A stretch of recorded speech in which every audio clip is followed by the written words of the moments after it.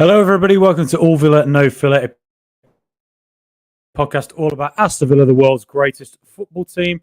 And if you are a massive Aston Villa fan, please do like and subscribe. And if you subscribe, you support the mighty Villa and Birmingham City to get promoted this season. Those are the rules. I didn't write them. Now, very quickly, just a quick reaction to Villarreal. I'm not going to dawdle on this because pre-season is pre-season, but an impressive showing from Aston Villa. I can see Michael Huggins is already here. Hello, Michael. Good friend of mine. Great doing an event with you at the Aston Social with Chad Williams back in May. And I look forward to seeing you again at Villa Park this season. And Robert Boyle, good to see you too, UTV. Emery puts players in the shop window too, Robert Boyle. Yes, agreed. I think there's one or two today that might be on their way. So just quickly. So yesterday, Aston Villa played Marseille. Marseille was a very, very quick, physical, strong game. Lots of fouls. Quite unpleasant, to be honest. A lot of things I didn't really like in that game. I don't particularly care for Roberto De Zerbi. I don't particularly care for Marseille. And I really don't care for Mason Greenwood whatsoever. I don't really think he should be playing professional football anymore. But the fact he is, Tyrone Mings sorted him out like Superman, did fill my heart with joy. But Marseille, I think, are slightly more reflective of what we're going to get from Newcastle next week than what Villarreal gave us tonight. Villarreal, it was a little bit more of it's played. You can even just see off the camera, right? Warm temperature, very hot. Played at a pre-season pace. Not going to be closed down as hard as you will be in the Premier League. Whereas actually, I think Eintracht Frankfurt in the US, who was shockingly high pressing and took it a bit too seriously. Lots and lots of fouls. And then the same with Marseille yesterday. Again, very, very high press, very high energy, lots and lots of fouls. Actually, those two games have probably prepared us better for Newcastle next week than Villarreal just did. Only because, Newcastle, I've said it before, I'll say it again. Newcastle fans bombarded this podcast with lots of different insults, calling me various different horrible things last year when I said they are essentially a little bit of a high-end Stoke. I'm not going to take that back because I think they genuinely are. They're physical. They are quite nasty. Lots and lots of fouls. All you have to do is look back when Villa beat them 4-1 at Villa Park in April. Bruno Guimaraes getting away with 4 or 5 fouls before finally the referee does something about it.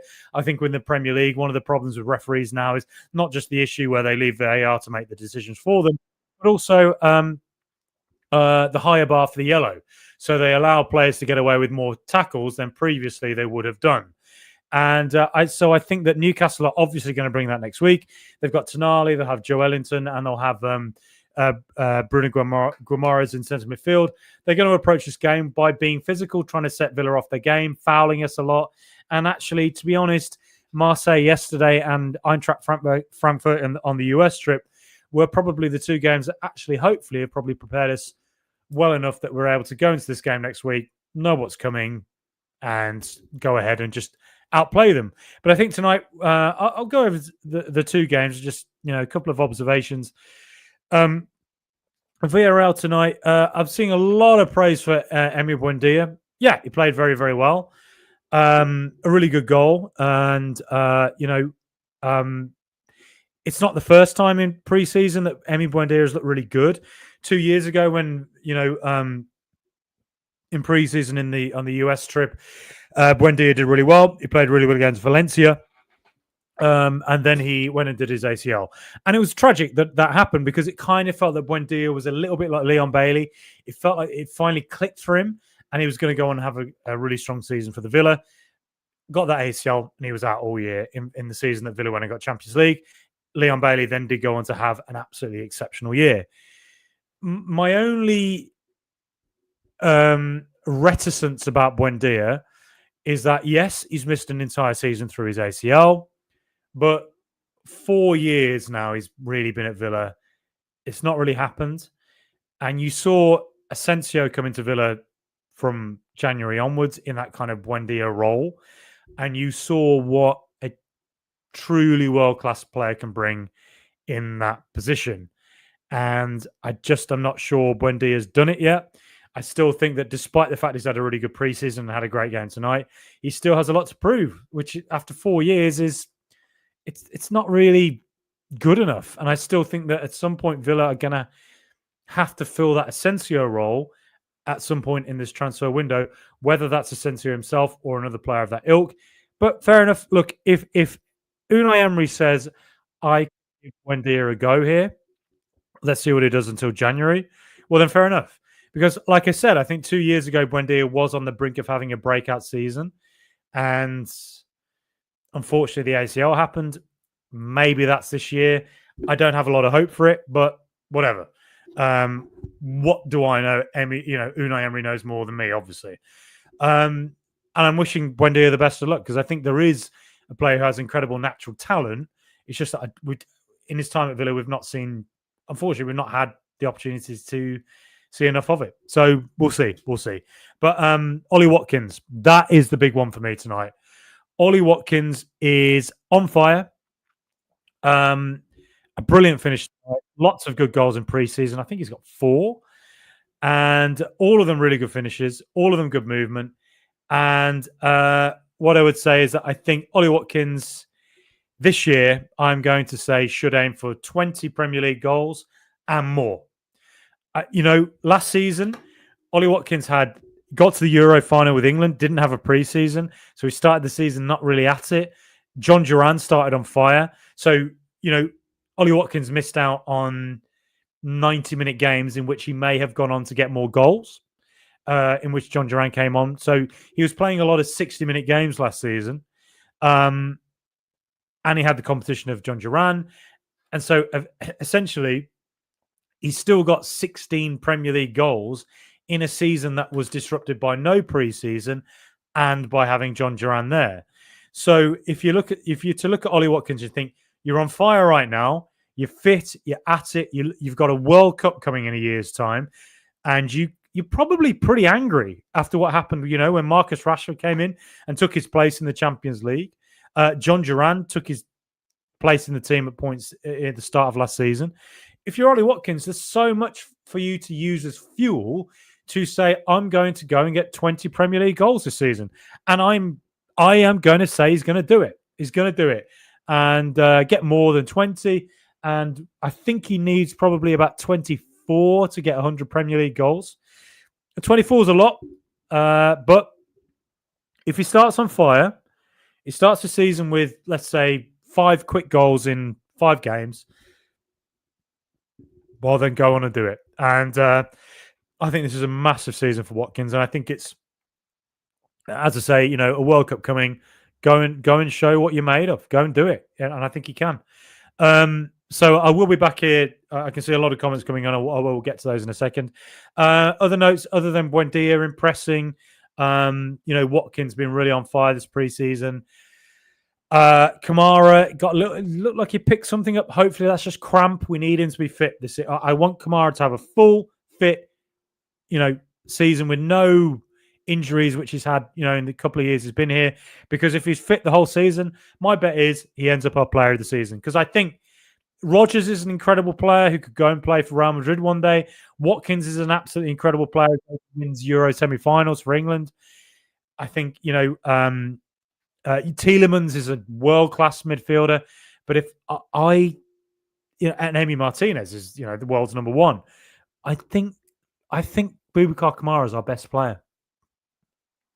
Let me know if you disagree with that, but I think Boubacar Kamara is our best player. Other notes from tonight: Tristan Rowe did really well. He's done well in pre-season.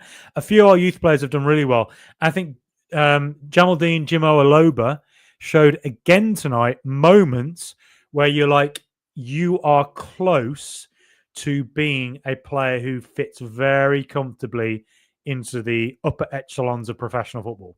He looked really, really good. Just moments where he turned and sent the Villarreal, defender that way. It's like me dancing with Michael Jackson. Michael Jackson turns that way and then does a moonwalk, and I'm looking that way. And I'm like, where have you gone, MJ? Where have you gone? Where's Billie Jean? And it was that kind of, that's the type of thing that you can't coach, you just have. And Jimo Aloba has shown enough to me in pre-season to think it reminds me of Carney Chukwuemeka when he came through. When you saw Carney Chukwuemeka in the youth team, you thought he looks a level above that. And you look at Jimo Aloba in the youth team, you think he looks a level above that. And again, I think there's been games in pre-season where you've looked at Jim Oloba and you've gone, there's some raw things you need to improve. You're not there yet, but you're certainly close. And that if he gets enough game time this season, if he doesn't go on loan, if we keep him here as a homegrown player, even though we brought him from West Brom a few years ago, homegrown player, in the Europa League, we might get a couple of teams that aren't necessarily, Real Madrid. It might be go-ahead Eagles. We might say, you know what, Jim Oloba, you're going to get some minutes in the Europa League. In the Carabao Cup, you get some minutes. And if he impresses in those games, we go, you know what, you might be ready for the Premier League. So we play, 70 minutes against, Burnley at home, and we're 3-0 up, right? And you go, Jim Oloba, on you go for Jacob Ramsey.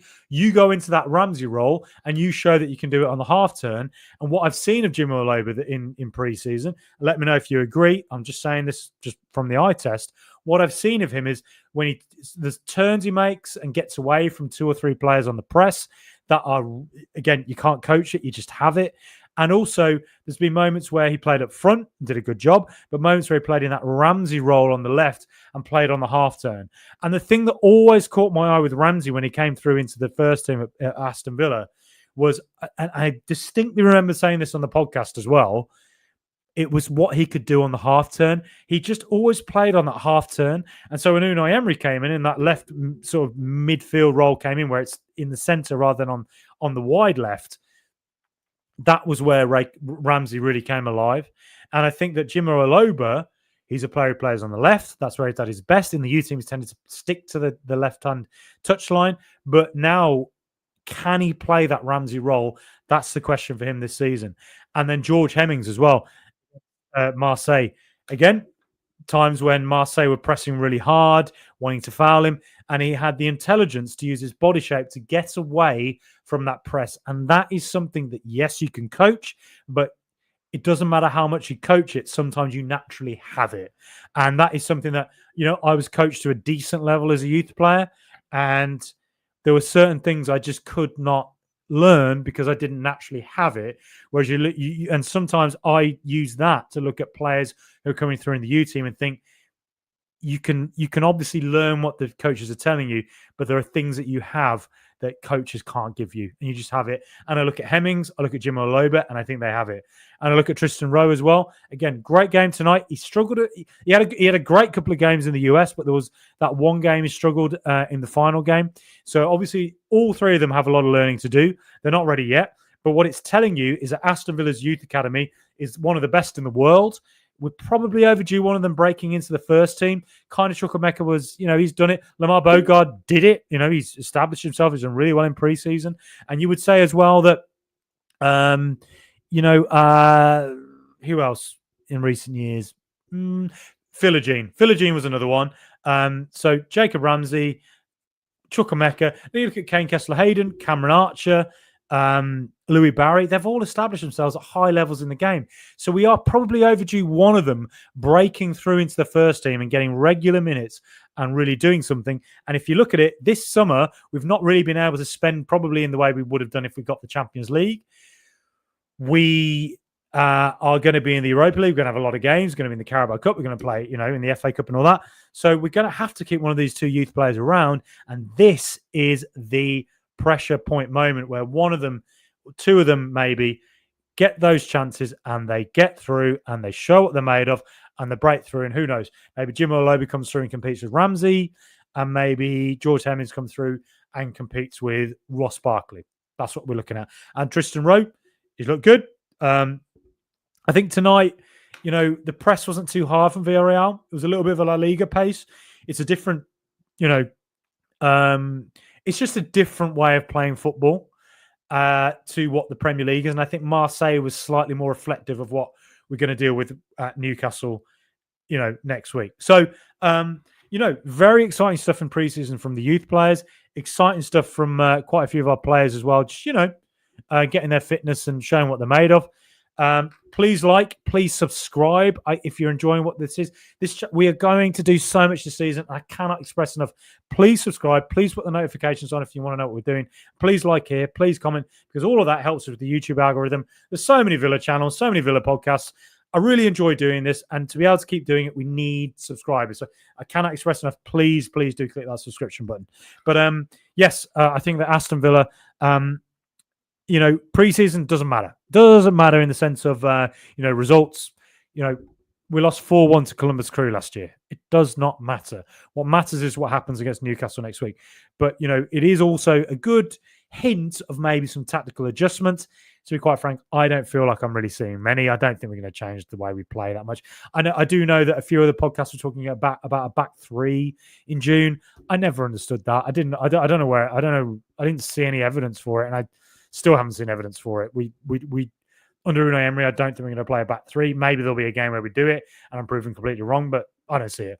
But what I do think is that, it's a good opportunity to see some youth players who are in contention, see what they're made of in some, playing with first teamers around them.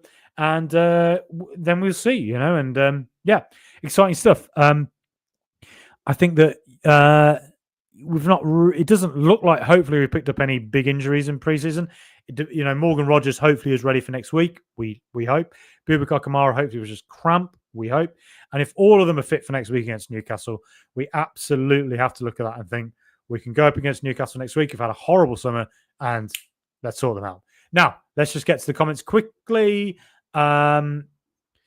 Robert Boyle, Marseille were Muppets. They were complete Muppets. I didn't like them at all. I don't like Roberto De Zerbi, to be honest. I've seen the video of him criticising that player from Marseille. I think it's been doing the rounds, telling him to get an agent. Do you know what? I really want to swear here. I won't, but I'll say go to hell, mate. Because I cannot understand the mentality where you look at a player who's just, clearly has talent. It's, he's under pressure. He wants to impress. And, he's given the ball away. Fine. Do you know what I do? I walk up to him and tap him on the shoulder and just quietly say to him, you've got a lot of talent. I just think that what you're doing right now is this. All you need to do is, you've just made a mistake here. Just give the ball away a bit quicker. Just keep going, and that's what you can do. Instead, he's screaming at him, go find your agent. Do you know what? Piss off. Piss off. And then you see the team yesterday. They have Mason Greenwood, a guy who is a little creep and disgusting, and Tyrone Mings should have knocked him out. All right, that's going well. I don't know. I just get very. There's something about seeing Greenwood smug little. Everything we know about him. I'm just sorry. I'm sorry. No, I'm not having it. Tyrone Mings, good on you, mate. But I tell you what. Looking at the way Marseille behaved yesterday, I have no time at all for De Zerbi and that team. I'm just no, get rid.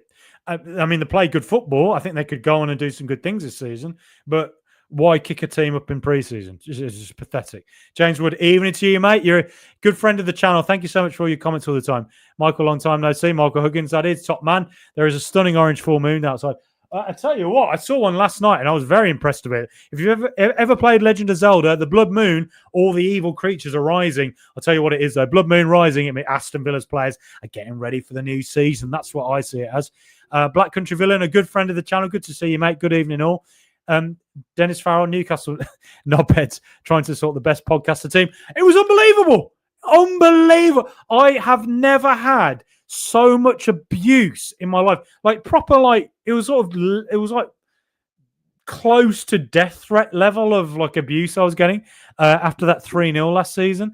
And I think it somehow got shared on a Newcastle Facebook page or something, because it was kind of surreal how many Newcastle fans were jumping on it and writing and disliking. And all I'd said was John Duran didn't deserve to be red carded. Newcastle played physically and play a bit like a high-end Stoke. And they didn't like it. Well, I don't care. I see what I see. Robert Ball, some of these players either sell them or keep them in the squad to be used when needed. Yeah. Some of them will come, some of them will go. I think there'll be some movement this week. Maybe not incoming. I think Evan Gasson is probably our big signing. I think by the end of this transfer window, by the end of August, early September, I feel like there's that Asensio role.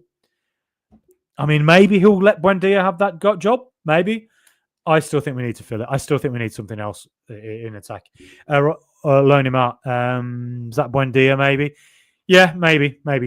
Dennis, who's better than Buendia in Villa's team? Not many. Not in that role. No, there's nobody else who plays that second striker role.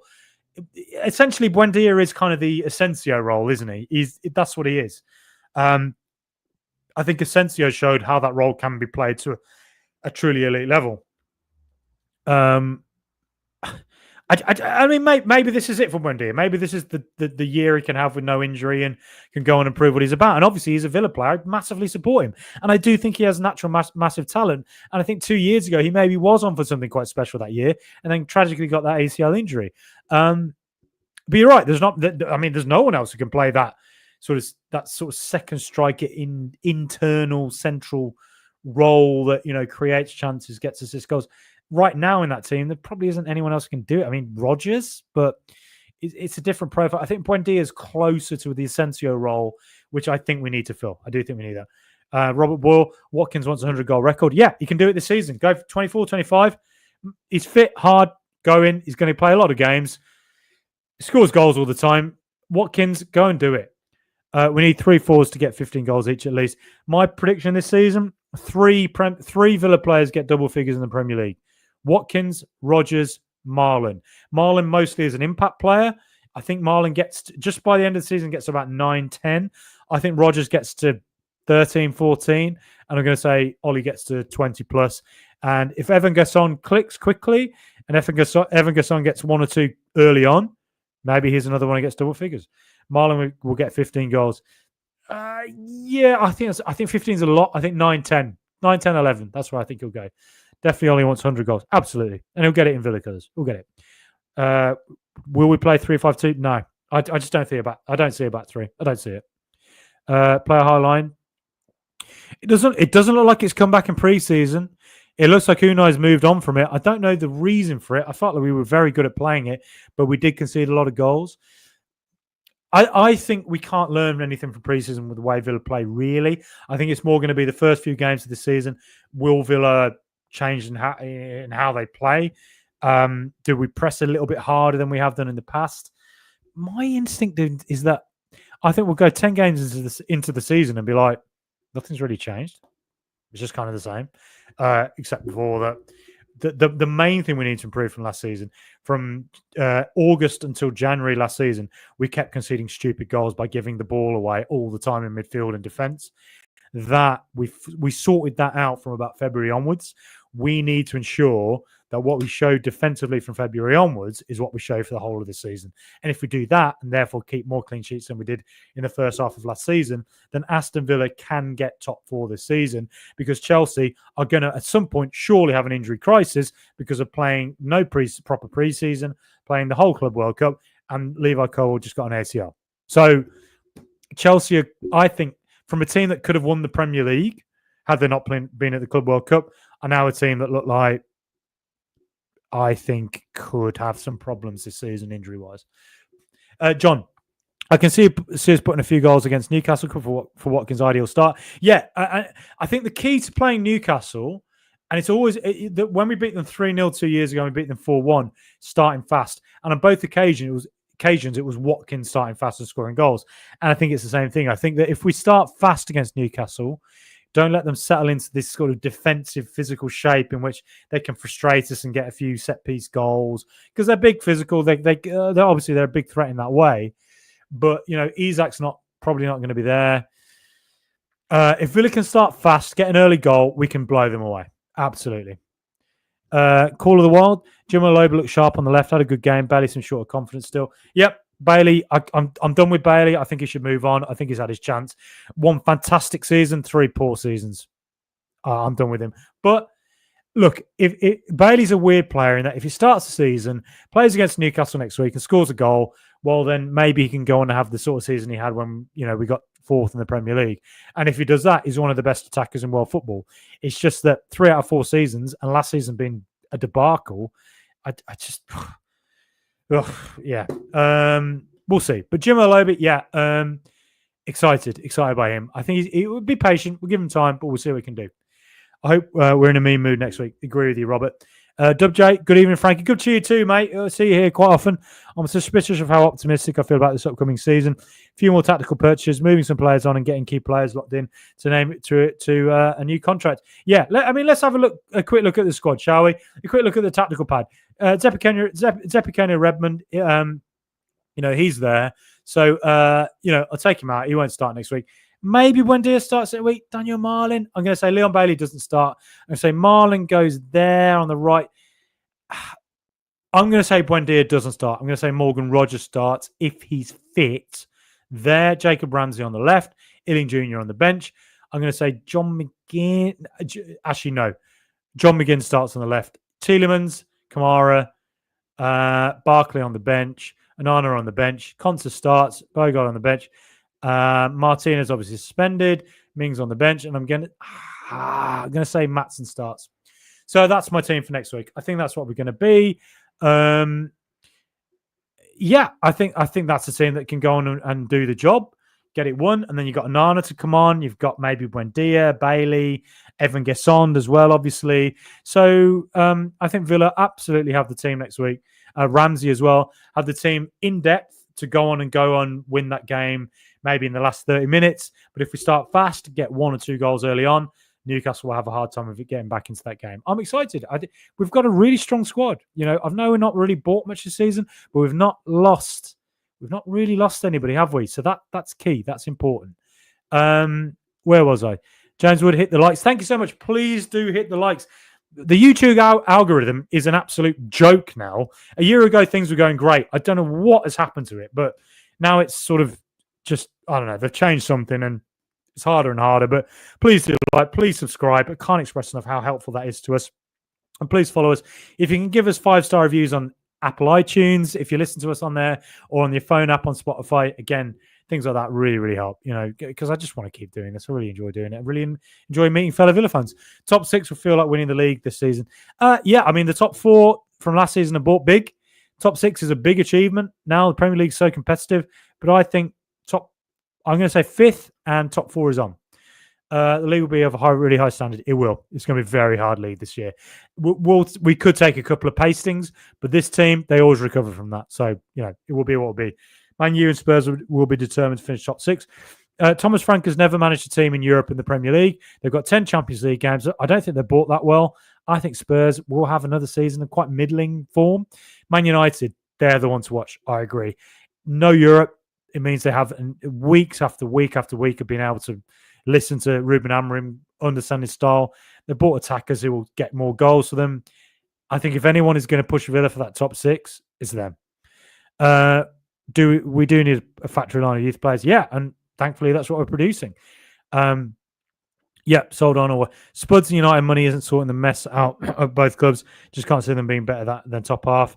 Yeah, I think Spurs are in for a difficult season. United, yeah, I think if United start badly, it could be another weird season. I just think they're going to have not having Europe will help them. Both clubs are overhyped. Yeah, they are. Spurs and United owners will be determined to finish top 6. Heads might roll otherwise. Yeah, absolutely. Yeah. For me, manager under pressure straight away, Graham Potter or West Ham. I think West Ham could go down this year. I don't think they're bought well. They've got no strikers really that suit the Premier League. I think they could go. Emery can get us top 6. Yeah, of course he can. I see both managers not lasting to Christmas. Spurs, I think, will hold on to Frank. I don't think they'll get rid of Frank. I think if he didn't have the Champions League, I would back Frank to get Spurs back to the top 6. I think having Champions League is a big, big ask for him. And like I say, I don't think they're bought brilliantly. Mark Taylor. Frankie, where do you think Gesson would play? I know who he can play at top, but I like him out wide. Yeah, agreed. Let me just show you where I think he'll be. If I can find him quickly. Where are you, Evan Gesson? In my little list here. He's somewhere. All right, whatever. I can't see him, but I think he'll basically play out here on the right. I think that is his role. But I would not be 1,000,000% surprised if we see Gesson in what I would describe as the Moussa Diaby role. Maybe he plays as that second striker of Watkins. If Gesson comes in as a second striker and plays the Diaby role, maybe that means Rodgers goes back out left. Maybe that means Marlon and Bailey come out to the right. And we'll see. I think Gesson will. I think he'll be the support striker to Watkins in the sense. I think if Watkins isn't playing, Gesson goes up front. But I think there's a world in which Gesson plays as that second striker in the centre. But if I were to guess, I think outright is where we'll see him the most. That's my guess for that. Smash the like of... Oh, well, yeah. Thanks, Steve. Yeah, screw Greenwood. I mean, seeing Rashford not... Mings not the smug grin off that creep's face. Love it. It's a sign, Robert Ball. Yep. Good evening, all. Good evening to you, mate. Some of the players who may struggle to sell might thrive in Europa League. Yeah, that's a possibility. You know, Buendia, Bailey, maybe they could. Yeah.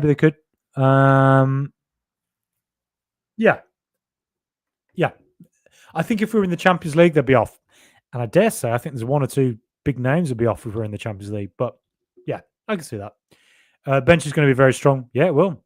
Yeah, we've not lost any key players yet. We haven't. United will still the same defenders. That was a problem. Yes, they didn't score enough goals. Back three. Yeah, I agree. And goalkeeper. They're not going to push top four. No way. I just think the lack of Europe might help them push for top six. I think they're a good bet for the Carabao Cup, is what I would say. Patrick Reed, good to see you, Paddy, again. Gesson looked very good in his short time on the pitch. Yeah, and everything I've ever seen about him, he looked really good. And David Cartledge, fantastic journalist, who's on the Continent podcast that's released every week, a really good European podcast. They actually said this week to him, they said, who's your like hidden gem in Europe? And he said, well, my hidden gem was Evan Gesson, and he just got signed by Aston Villa. And he's a man who really knows what he's talking about. Everyone in European football, every European journalist I've spoken to, very high in Gesson. I think we've got a steal there. £22 million as a starting price, given the fact that Arsenal just spent 50 million quid on Noni Madueke, who's okay. Teams are spending 60 million quid on wingers. I think we might have got a steal there. I really do. Rob Wall, Man United still trying to be the Glamour club. Thus why they went for them players. Yeah, and the risk is if they don't get Champions League soon and they've just bought those players who are 27, 28, if they don't work quickly enough, PSR or SCR, not great. Patrick Reed, Buendia will be very useful in Europa League. Well, yeah, he might be.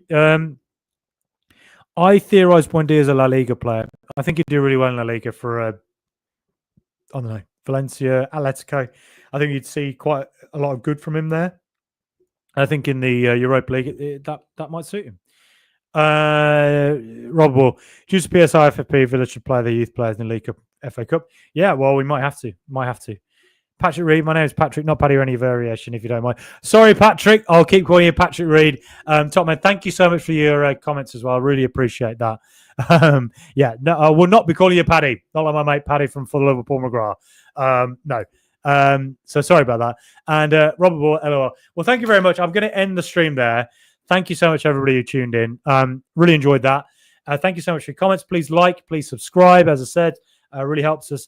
But Aston Villa, decent preseason, good run out. Some youth players who look like they're quite sharp. Buendia, maybe this is his breakout year. Finally, Newcastle next week. Here we go. Let's bring it on. James, the trouble is United with all the media still think it's 99, and Sir Alex is still manager. Yeah, that's true. Thank you, Patrick Reed, UTV, Robert Boyle, up the mighty.